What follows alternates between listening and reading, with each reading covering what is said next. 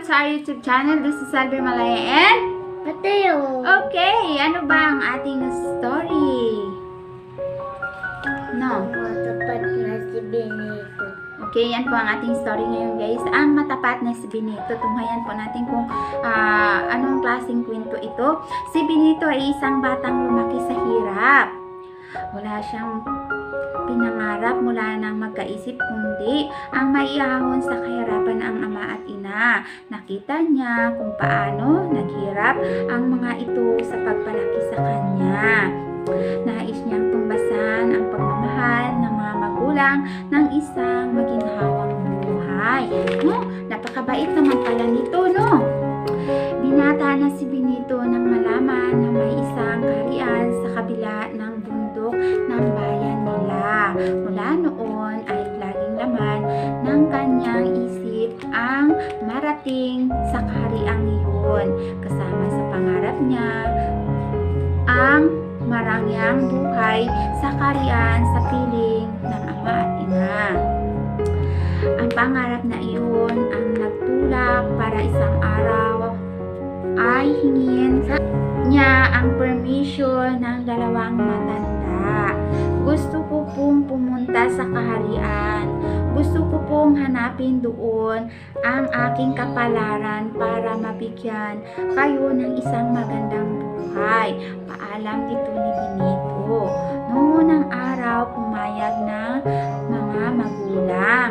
Hindi naman tumigil ang binata sa kakukulit ng mga ito. Ikinatwira ni Benito na walang masama kung susubukan niya pumasok sa palasyo. Sa huli ay binindisyonan ng ama at ina ang binata. Pinayagan nilang makipagsapalaran si Benito. Hindi naging madali ang paglakbay ni Benito patungong palasyo. Malayo ang kaharian. Maraming hirap at panganib ang dinaanan niya bago narating iyon. Tulad ng naging paglalakbay, hindi naging madali para kay Benito ang pagpasok ng trabaho sa loob ng palasyo. Lagi siyang itinataboy ng mga tauhan doon. Araw ay naisipang mga bayo ng hari. Nakakita ng pagkakataon si Benito para makausap ito. Nagmamakaawa siya nito. Kahit anong trabaho po ay gagawin ko. Pagmamakaawa ni Benito. Naawa ang hari at tinanggap siya bilang tagapagsilbi ng palasyo. Okay. Ito. Para siyang masaya si Benito. Alam niya na yun na ang simula pa. Mapaginhawa Ang anak, ama at ina. Isang araw ay pinatawag si Benito ng hari. Pumunta ko sa lupain sa kabila ng kawagatan. Gusto kong dahilin mo sa akin ang magandang prinsesang nakatirawan. Tiyakin mo lang na magdadala sa akin ang prinsesa. Kaya nabigo ang ay buhay mo ang magiging kapalit ang seryosong wika ng hari. Natakot si Benito pero hindi nagpahalata.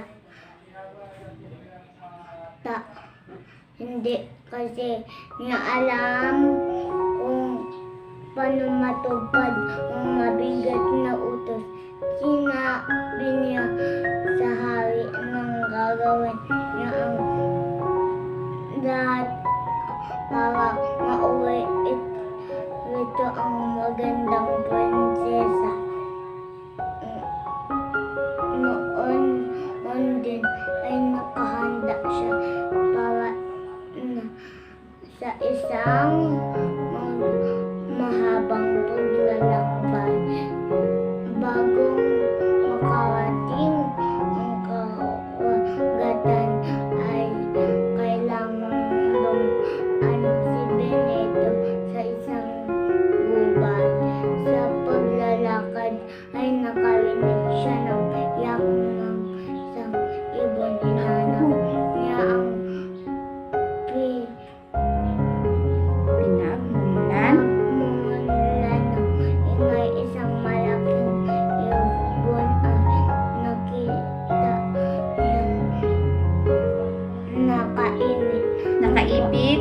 Nakaipit ang paa. Naawa siya sa ibon. Kahit nagmamadali ay pinuntahan niya ito at tinulungan. Nagulat pa siyang makawala ang ibon dahil bigla itong nagsalita.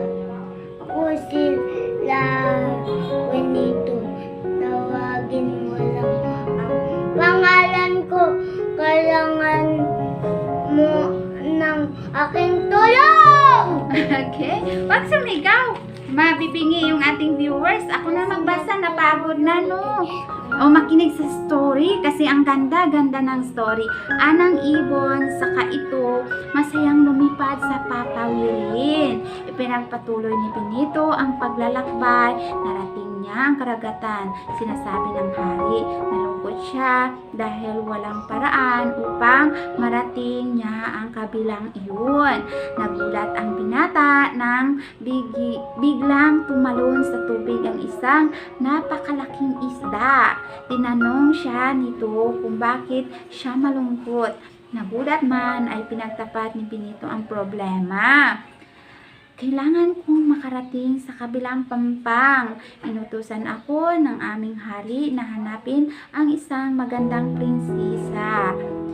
Ipapupugot niya ang aking ulo kapag ako'y nabigo, ang sabi niya. Hindi problema yan. Sumakay ka sa aking likod at dadalhin kita sa kabilang pampang. Ang alok ng malaking isda. Wow, ang bait ni malaking isda, no? Pinasakay siya, no? Si Benito. Nagpasalamat si Benito sa malaking isda na maihatid siya sa kabilang pampang.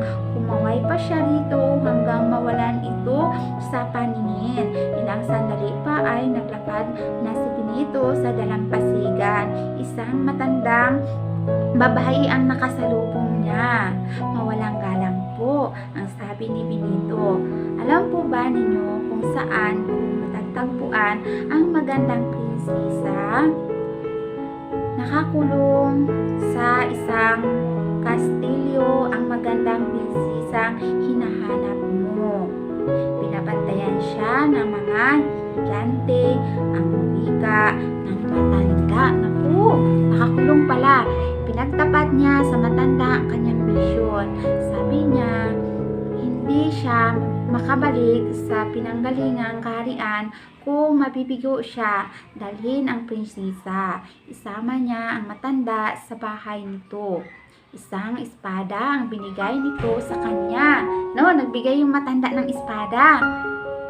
May mahika ang espadang iyan. Papatayin niya ang sinumang tamaan anang matandang babae. Tulad na sinabi ng matanda, napaligiran ng napakaraming mga higanti ang palasyo. Humigpit ang hawak ni Benito sa mahiwagang espada nang makitang palapit sa kanya ang mga higanti. Inuwasiwas niya ang espada. Ang lahat ng madantayan ng talim nito ay agad namamatay. Takot ang ibang mga higanti sa nakita. Nagsitaka sila kaya madaling natagpuan ni Benito ang prinsesa. Mahal na prinsesa, ligtas ka na, ani Benito. Natuwa ang prinsesa at agad sumama kay Benito. Noon din ay naglakbay sila. Inihatid sila ng malaking isda sa kabilang pampang. Pagkatapos ay tinawid nila ang gubat. Tuwang-tuwa ang hari nang makita ang magandang prinsesa. Noon din ay inalok niya ang pakasalan ito. Tumanggi ang prinsesa, "Hindi ako maaaring magpakasal hanggat hindi nakukuha ang singsing kong nahulog sa dagat." Naku, nahulog pa sa dagat yung singsing pala ng prinsesa. Ang sabi ng prinsesa, "Nahulog ang singsing nang tumawid kami ni Benito." Ipinatawag ng hari si Benito. Inatasan nito ang binata na kunin ang singsing na nahulog sa dagat. Noon din ay umalis ang lalaki. Humingi siya ng tulong sa malaking isda. Walang kamalay-malay si Benito na ang malaking isda ay ang mismong hari ng mga isda. Noon din ay tinawag ng hari ang lahat ng mga isda at inutusang hanapin ang singsing. Napansin ng hari na wala ang isang isda sa kanyang mga ipinatawag. Nang puntahan niya ito ay hindi halos makakilos sa laki ng tiyan. Naghinala ang hari. Noon din ay pinabiyak niya ang tiyan nito. Sa loob ng tiyan ay naroon ang singsing ng prinsesa. Inibigay iyon ng hari ng mga isda kay Benito. Nagpasalamat ang binata sa malaking isda at bumalik sa kaharian. Matapos ibigay ng hari ang singsing sa prinsesa ay muli niya itong inalok ng kasal. Sabi ng prinsesa ay papayag siyang pakasal kung maibabalik ang isang paris ng hikaw na nalaglag sa kagubatan nang naglakbay sila ni Benito patungong kaharian. Muli pinatawag ng hari si Benito. Inutusan niya ito na hanapin ang nawawalang hikaw ng prinsesa. Bumalik ang binata sa gubat para hanapin ang hikaw. Pagod na si Benito pero hindi pa rin niya makita ang hikaw. Upo siya sa isang nakabuan na puno at inisip ano ang dapat niyang gawin. Napalingon siya nang lumitaw ang hari ng mga daga sa kanyang harapan. Hari ng daga naman ito. Tinanong ito kung bakit siya malungkot. Ipinagtapat ng lalaki ang tungkol sa nawawalang singsing. Nag-alok ng tulong ang hari ng mga daga. Tinawag nito ang lahat ng mga daga sa kagubatang iyon. Nagtaka ang hari nang hindi makita ang pinakamaliit na daga sa gubat. Ipinahanap niya ito. Nang makita ng mga kasama ay hindi makatayo ang maliit na daga sa laki ng tiyan. Dinala nila ito sa hari. Nang dinala ang hari, pinabuksan ito ang tiyan ng maliit na daga. Gaya ng hinala, natagpuan doon ang nawawalang hikaw ng prinsesa. Nagpasalamat si Benito at noon din ay bumalik sa kaharian. Natuwa ang prinsesa nang bumalik sa kanya ang paris ng hikaw. Gayunman ay hindi nito tinanggap ang alok ng hari na pakasalan siya. Anang prinsesa ay kailangan muna niyang makakuha ng tubig mula sa kalangitan ng tubig mula sa ilalim ng lupa. Sinabi ng prinsesa na matapos iyon ay wala na itong hihilingin pa. Noon din ay muli inutusan ng hari si Benito. Sabi nito na huwag babalik ang binata hanggat hindi dala ang tubig mula sa kalangitan at tubig mula sa ilalim ng lupa. Napakahirap ng inutos ng hari. Alam ni Benito na ito na ang pinakamahirap na utos na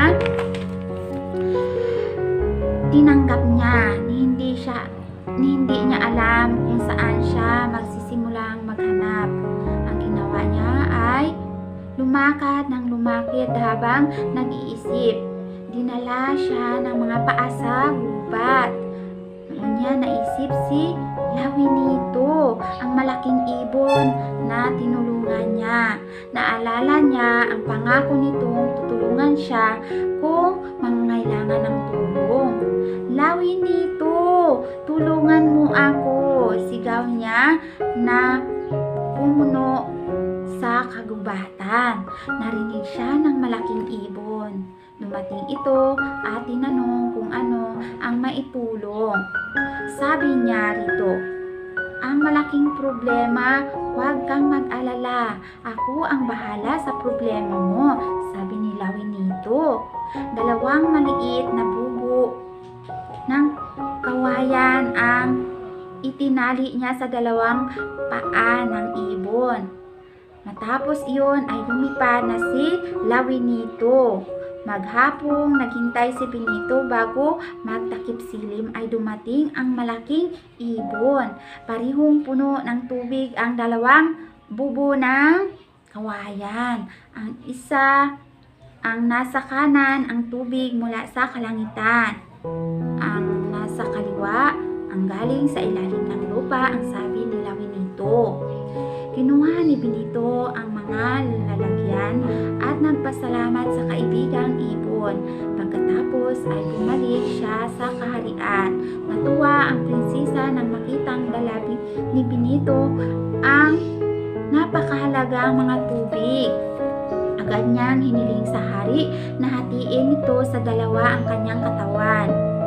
Kapag nahati niya ang katawan, ay inutusan nito ang hari na buhusan iyon ng tubig mula sa kalangitan. Sinunod naman ng hari ang hiling ng prinsesa na pinuhusan ng tubig mula sa kalangitan ang katawan nito. Napigil ang paghinga ng hari nang makita ang isang walang kasing gandang prinsesa sa harapan. Dahil sa kagustuhan kumisig din siya ay nakiusap ang hari na buhusan din siya ng tubig ng prinsesa tapos nitong hatiin ang katawan. Sumunod naman ang prinsesa. Matapos hatiin ng hari ang katawan ay binuhusan ito ng prinsesa ng tubig mula sa kailaliman ng lupa. Matapos iyon ay isang nakahahambal na anyo ng halimaw ang pumalit sa hari. Pagkatapos ay agad itong naglaho. Naku, ang hari naging halimaw. Kasi nagpahati siya ng katawan. Tinawag ng prinsesa si Benito. Labis akong humanga sa katapatan mo sa hari. Humangalin ako dahil sa kabaitan mo sa akin. Dahil yan ay ikaw ang ibig kong maging asawa. Ang pahayag ng prinsesa. Hindi makapaniwala ang ama't ina ni Benito sa magandang kapalaran ng anak. Nagkaasawa ito ng napakagandang prinsesa at naging hari ng isang mayamang kaharian. Mula noon, lahat sila ay namumuhay ng maligaya. No, ang saya-saya pala ng kwento, anak, no. Ang saya ng kwento kasi yung hari utos ng utos kay Benito na may pinapahanap, 'di ba? Yung prinsesa kasi gusto niyang makita yung hikaw niya, no. Nakita yung kanyang yung mga nawala sa kanya, no. Tapos nakuha naman ni Benito lalo na yung tubig, no, galing sa kalangitan at sa tubig sa ilalim, no. Nakuha niya lahat ng yun. At ang sabi ng prinsesa dahil na nakuha, ipahati yung kanyang katawan at pabuhusan ng tubig na galit sa kalangitan, no?